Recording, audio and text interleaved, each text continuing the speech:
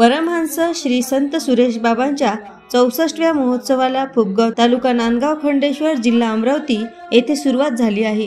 महोत्सव निमित्त संगीतमय भागवत सप्ताहाचे आयोजन करण्यात आले आहे। भागवत कथा प्रवक्ते परमपूज्य श्री कृष्णकुमार पांडेजी महाराज काशी बनारसवाले यांच्या सुमधुर वाणीतून भागवत कथेचे वाचन दिनांक 12 जानेवारी 2024 ते 18 जानेवारी 2024 पर्यंत होणार आहे।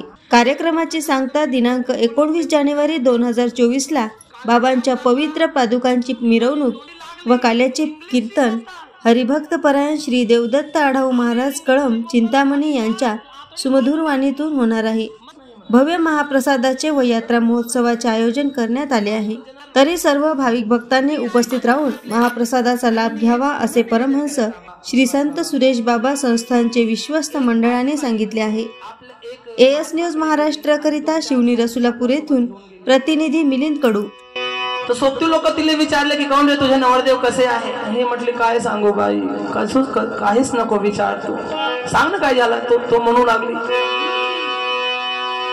बाई माझ्या नवऱ्या दारुड्या,